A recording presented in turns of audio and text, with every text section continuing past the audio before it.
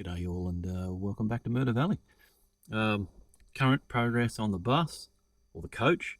I'll fill in from the beginning. So I think I paid $15 or something for this at a toy shop, and I looked at the concept and I just went, you know what? I reckon I can make that into a slot coach.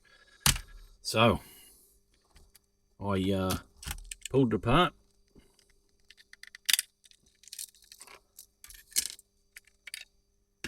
And I 3D printed a chassis for it, which was based on one that I've downloaded as an STL file and reprinted my own copy of a Tommy Turbo on a resin printer that I have recently purchased, like in the last 2 months. And I've never had a resin printer before. I've had a filament printer before, but never a resin printer, so I'm learning about this technology, right? So, last video, what have I done? Last video I came up with the concept of, that's what the problem was. Yeah, last video I came up with the concept of test chassis, just standard width, and just get it on there running. So I basically cut and shut this chassis up in 3D CAD and printed it with the dimensions that I needed to get it under this coach, and it worked. So I went, great. So now what I need to take it a step further, because how wide that is with the wheel sticking out, it legit looks terrible. So how do I progress from here? So I redesigned. I actually started from complete scratch. I scrapped the downloaded Tommy Turbo, used shadow dimensions of some of it, but restarted completely again. So I completely ditched the magnet holder in the back, because the coach really doesn't drive really much different with it there or not, and it created like a weak point, right? So one of the things in designing a chassis to go with this coach, not only am I designing something around what I have to use, I'm also designing around the products that I'm using and the technology I have. And obviously this is not as stiff or strong as a injection molded plastic chassis, so I'm just designing around it, right? So the holes, I had a crazy idea while I was designing that it'd be a good idea to cut holes there to put brass weights in, because that's what size. It's a nice snug fit. I got brass rod. I don't know whether I'll do anything with it, but it doesn't matter. But so anyone who's looking at this, who may have picked up what narrowing the rear end does, obviously to bring the wheels in closer to fit them inside the body rather than out, because I don't think the stance look really goes for coaches. So I've narrowed the back up. That's the easy way to get the wheels in, but have a look how wide the gear is. Now this is a Viper gear on a chassis, and that's still way too wide. That comes across more than middle for the pinion. So I had to design a pinion gear.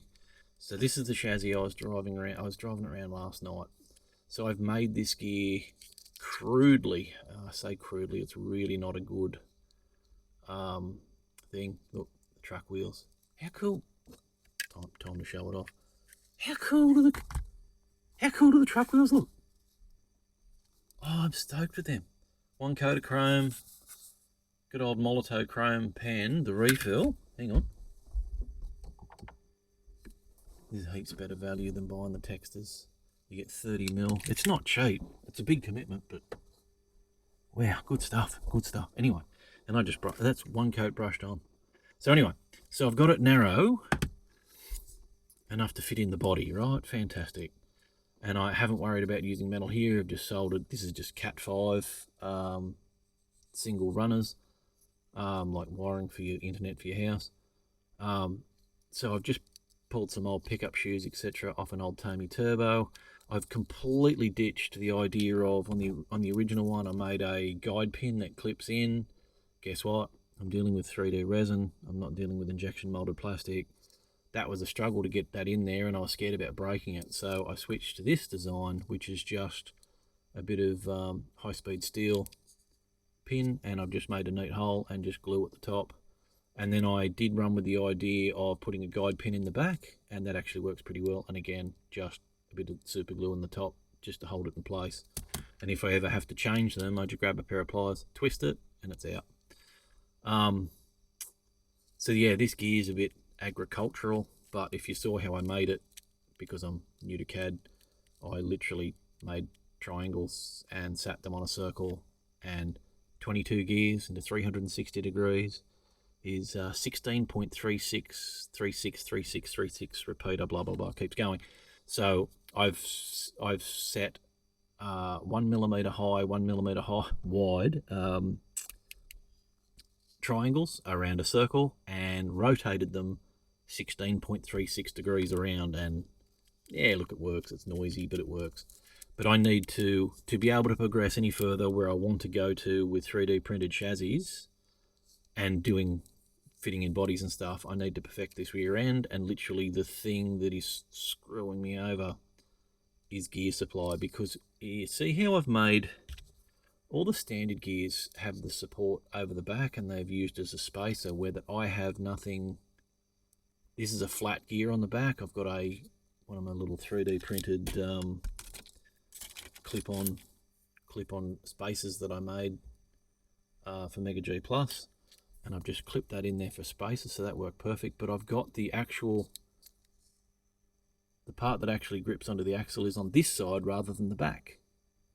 So nobody makes gears like that. So therefore, I've got nothing that fits. So I have to make it. So, you know, like, we're getting out there now. I've had to make the chassis, make the wheels, make the tyres, and now I'm making the gears. I've still got a factory gear there. I did actually find an STL file for a gear for a 7-tooth pinion of all things, and it's not a good. I actually thought these gears, even in the amount of driving around last night, I thought this would have failed. This one on the back axle is actually a failed gear. So I really didn't expect these very long, but they seriously have outlasted my expectation. But I'm still pretty happy with it, considering, I mean, it's basically scratch built. But yeah, I don't know. So why am I going to all this trouble for a coach? This is not just about the coach. This is about all sorts of things. And why is there Hot Wheels cars lined up in the back? Well, this is my concept. This is what I've been wanting to do for years. I haven't really made it common knowledge to anyone, but here we go. So what I used to do, there's some up here. When I say what I used to do, what I have been doing for years is getting die-cast cars and moving wheel arches around and changing the size of them, etc., to suit and fit on a chassis. Can I even? No, I can't. Doesn't matter. But you get the concept, right?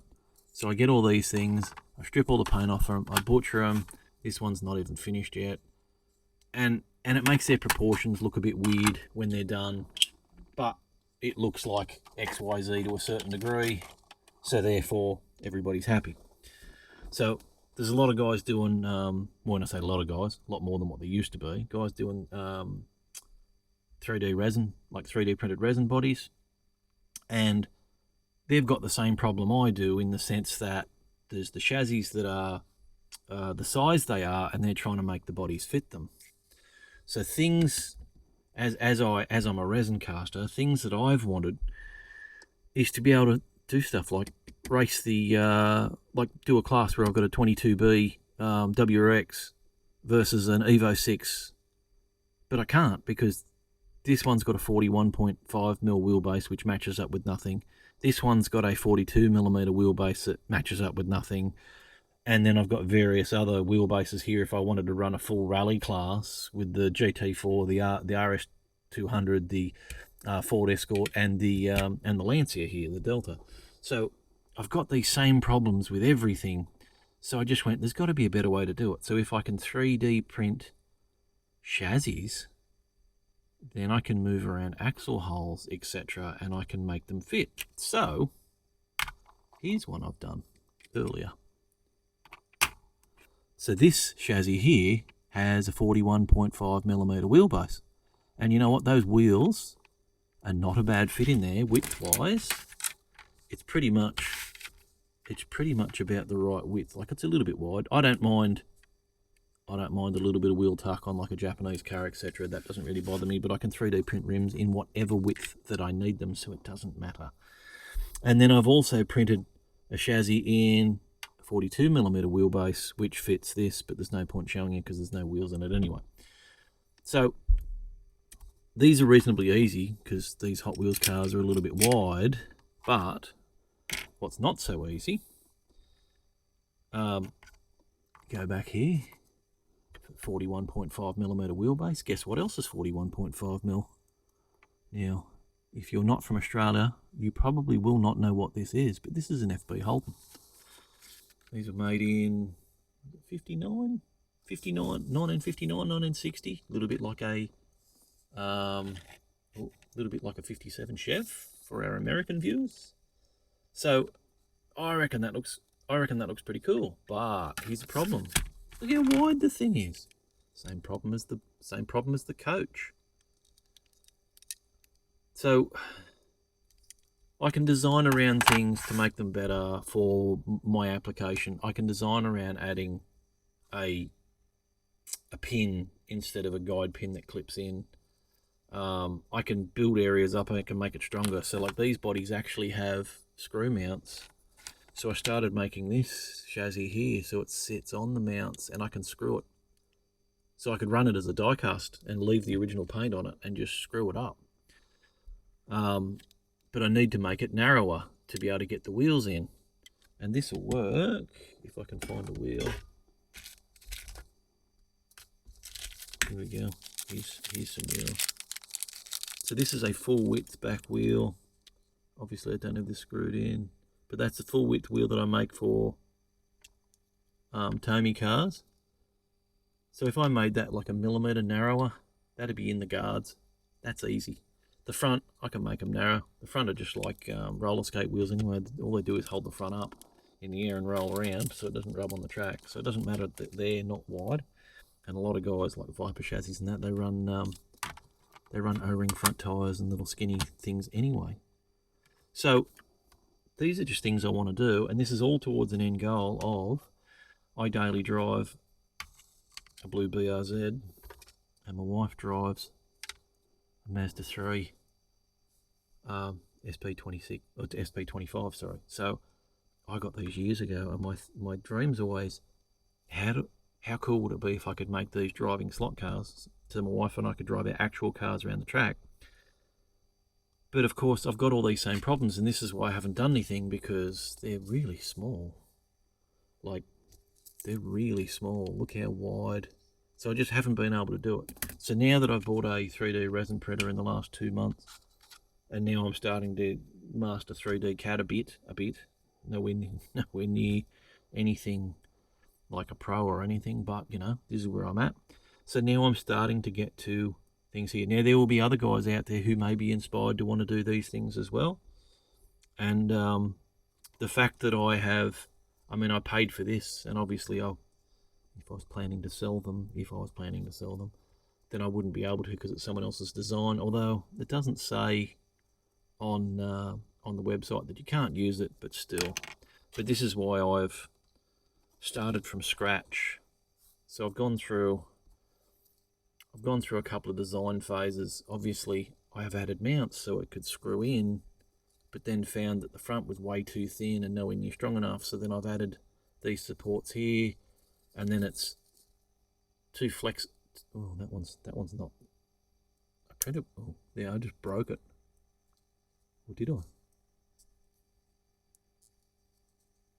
Yeah, I did break it.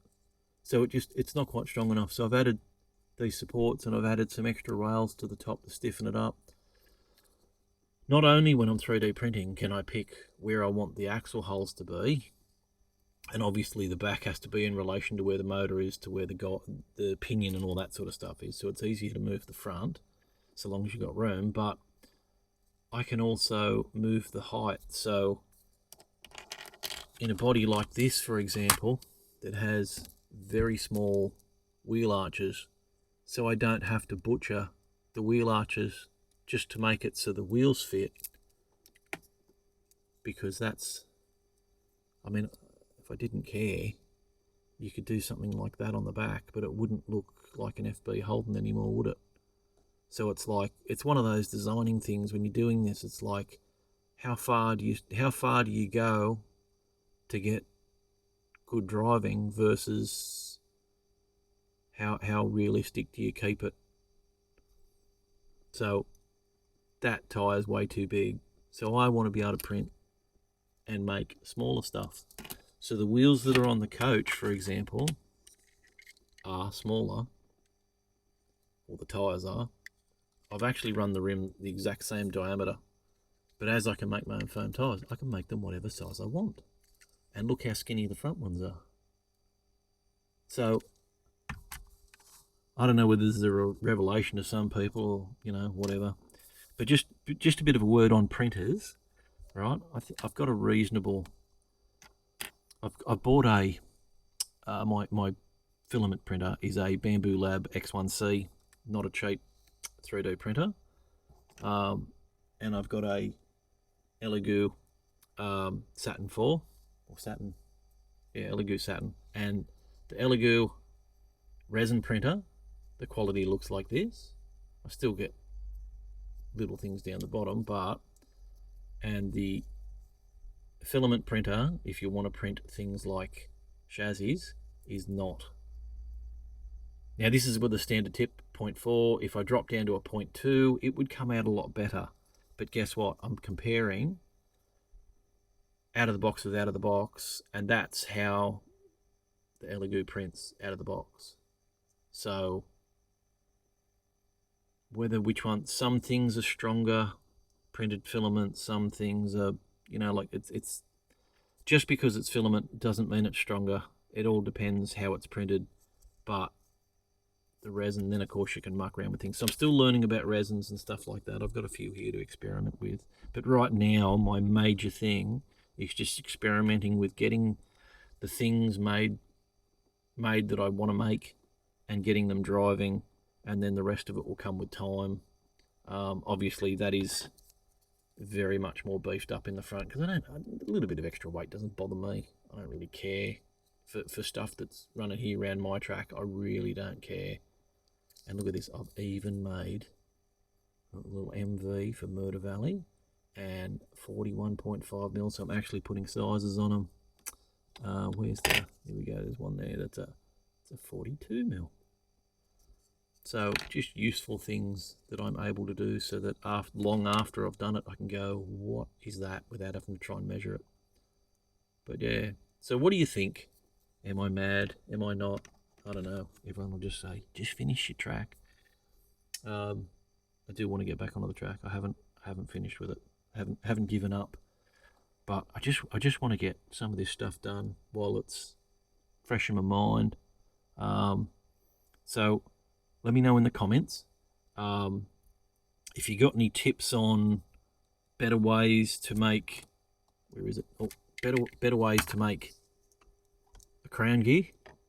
And I need a decent pinion, because this thing's garbage. It's not a good mesh with a standard AFX gear, and it's not a good mesh with the biscuit that I've made here. It's about a strong. I actually thought this would have failed by now. It's actually I'm actually quite impressed by how good it is. But anyway, I'll get this video loaded up. Yeah, I'll see you on the next one. This is video 100. I don't know what I thought when I started this. I didn't know whether I was going to do 100 videos. Didn't know how many subscribers I would end up with. I sort of thought maybe originally I might get, I don't know, maybe 150, 200. So I've well exceeded that. Thank you very much for the support. I really appreciate it. And yeah, looking forward to people's inputs onto what I'm doing here. Obviously this will, just as a reminder, the motor gets really hot in this thing driving around, right? Really hot. So 87 grams. So if I resin cast it, it'll be lighter. I've got to put mounts and things inside it. I will get there. I will get there.